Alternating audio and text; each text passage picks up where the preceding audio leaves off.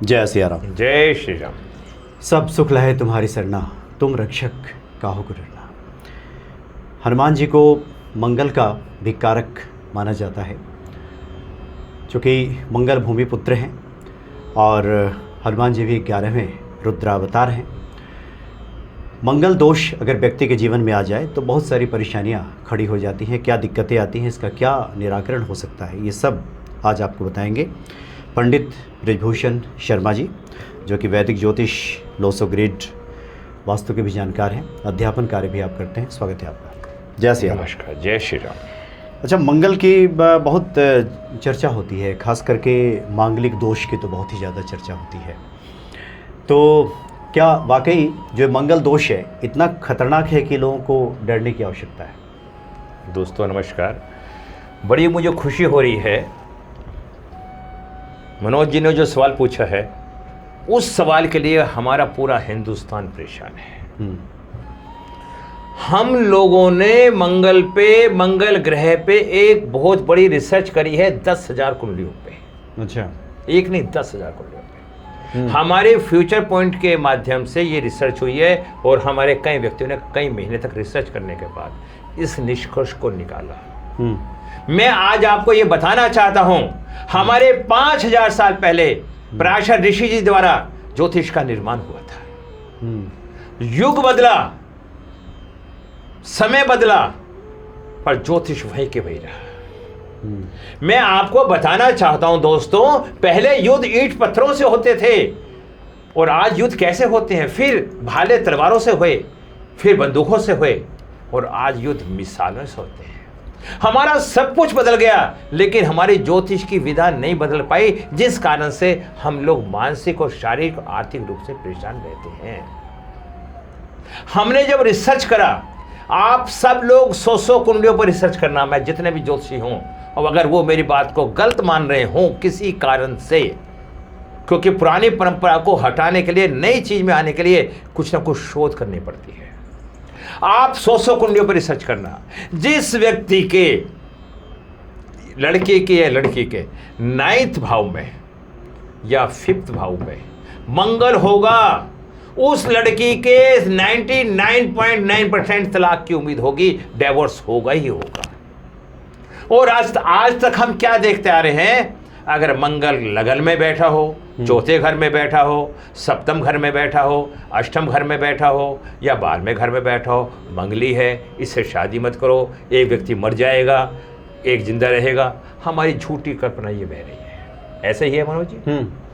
जबकि सच क्या है, मंगल है जोश, मंगल है साहस, मंगल है 9 नंबर। अगर किसी का मंगल ठीक नहीं होगा, अगर उसका मंगल नीच का या शत्रु पक्ष में बैठ जाएगा, तो उसके जोश में कमी आ जाएगी और जीवन में सफलता मिलने में उसे परेशानी आएगी। समझ पा रहे हैं? जब कोई चीज वीक हो जाए तो कमजोरी आएगी ना। और हर व्यक्ति का, हमारे 1.5 करोड़ की 1.5 अरब की आबादी है, हर व्यक्ति की शक्ल और अकल अलग अलग है, तो हर व्यक्ति की कुंडली भी अलग अलग है।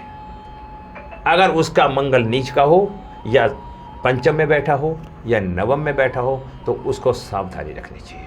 अब बात आती है, गुरुजी ये जो कहा जाता है मंगली, हाँ, जिस व्यक्ति का मंगल लगन में बैठा होता है उसके अंदर जोश की क्षमता ज्यादा होती है, लगन में बैठे मंगल की। ऐसा व्यक्ति लड़ाकू प्रवृत्ति का होता है, झगड़ालू हो सकता है, उसके माथे पे कहीं ना कहीं चोट का निशान हो सकता है।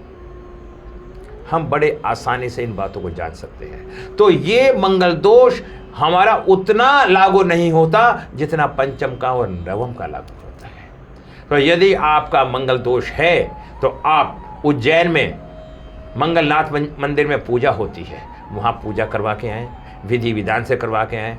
एक हमें पूजा घट विवाह करवाएं, क्योंकि ऐसा होने पे यदि, क्योंकि कुंडली के 9 ग्रह हैं, यदि सप्तम में शनि आ गया, मंगल शनि के आपस में शत्रुता है, वहाँ ये समस्या पैदा होगी। हर कुंडली में समस्या पैदा नहीं। तो हमें ऐसी स्थिति में दूसरा घट विवाह करवा लेना चाहिए, मंगलनाथ की पूजा करनी चाहिए। जिन लोगों का मंगल खराब होता है, नीच होता है या शत्रु भाव में होता है या 12वें भाव में होता है, उन लोगों की इच्छा शक्ति पूर्ण नहीं होती, वीक हो जाती है। और वो अनलीगल काम करने लगते हैं और वो व्यक्ति कर्जे में कहीं ना कहीं डूब जाते हैं। जब वो कर्जे में डूब जाते हैं तो उसके लिए क्या उपाय करना चाहिए, मैं सबको बताना चाहता हूँ। दोस्तों, कुछ लोग क्या कहते हैं, हाँ जी हम तो भगवान जी के मंदिर में गए थे, पूजा करी, पाठ करी, हमारा तो कुछ भी नहीं हुआ। हम तो इतनी पूजा करते थे फिर भी हमारे घर में डेथ हो गई। हम तो पूजा करते थे पंडित जी क्योंकि व्यक्तियों के अंदर मान सम्मान समर्पण का भाव नहीं है, उसकी सोच नकारात्मक है। इस कारण से उसे परेशानियां बढ़ती जा रही हैं, घट नहीं रही।